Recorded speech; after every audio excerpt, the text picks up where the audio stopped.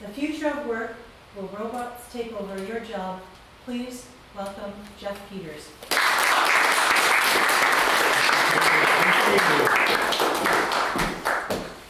Fellow Toastmasters and most welcome guests.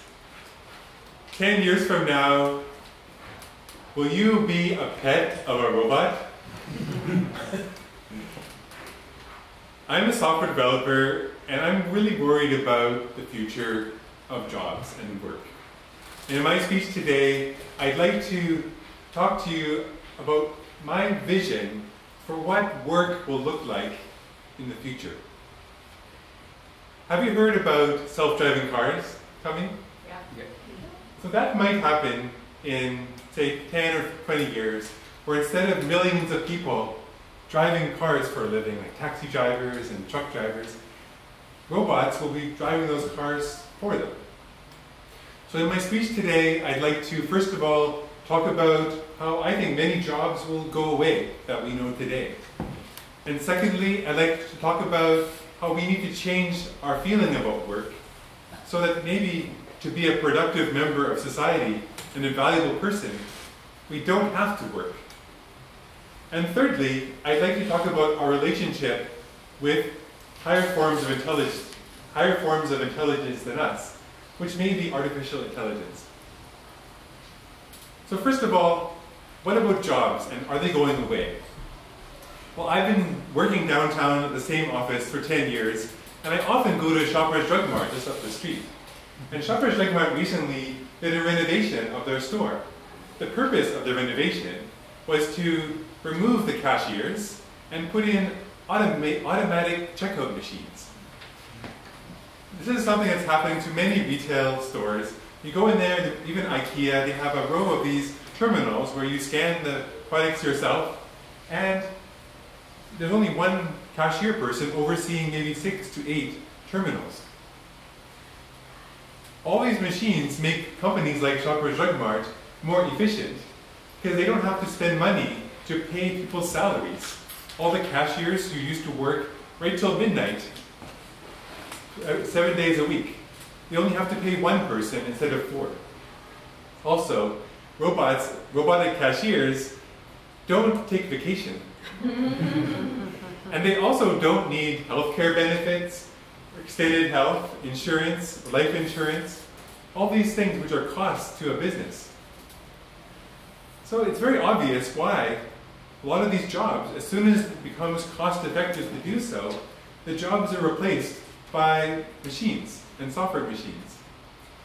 It's not just these, what we might consider less desirable jobs like cashiers or manual labor that's being replaced, but with artificial intelligence, computers are able to think in ways that previously only humans could think. For example, software written by Google can now listen to someone talking and understand what they're saying and provide an answer. Have you ever tried Google Assistant or Apple's Siri? So understanding human language is one possible task, but computers can also make decisions. There's an algorithm being used in several states in the US that actually decides how long a person's sentence will be after they're convicted of a crime.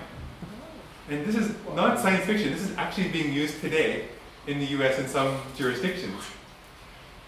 It's a system called machine learning where they take in a lot of variables and then come up with an answer, which is supposed to be better than a human making the same decision. So that's what's happening to jobs. They're going away. What are humans to do when computers can do these things better than us and cheaper?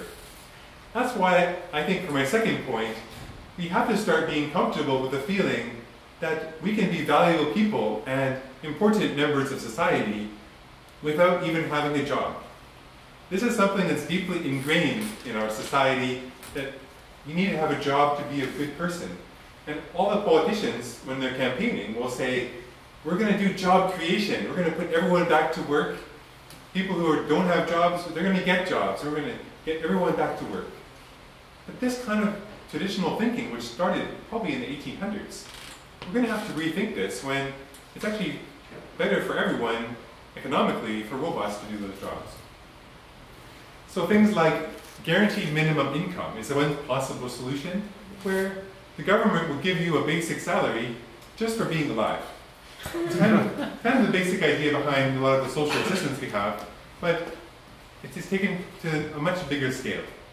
That might be one possible solution to make the transition from currently today's value on work to a time when we can just enjoy the results of all these systems doing it for us. And finally, what will our relationship be with machines? I read a very interesting comment on Twitter where someone is saying that how we treat our animals will be how artificial intelligence treats us. Sometimes we treat our animals very well. Personally, my partner and I, husband and I, we have a dog.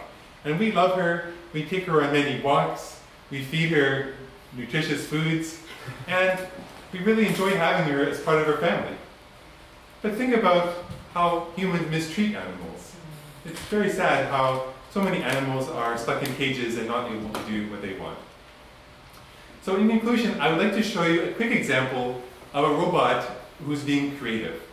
This is a system called InspireRobot, and it is generating inspirational quotes and images for the good of humanity. And I'm going to do this live, and I'm going to show you some robot intelligence generating a quote.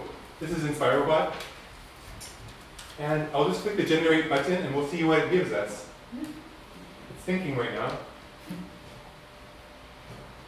This is what it says. Accept that you are being held captive, and don't forget to play along. Thank you. It's a little bit creepy, isn't it? Let's just do one more and see what it says. This is a robot generating this. No game made this. Today is the day you look like everyone. Sometimes they make sense. And finally, one more. The universe begins when everything ends. What? So this is called the machine learning algorithm. It's based on research developed over the past 10, 15 years in universities. And it is a system that can generate content based on looking at many such motivational posters, and it generates something similar. So I'll send out the link later. The conclusion, the future of work, we have to get used to the idea that we won't have jobs. And let's make sure that robots treat us like we treat our loved animals.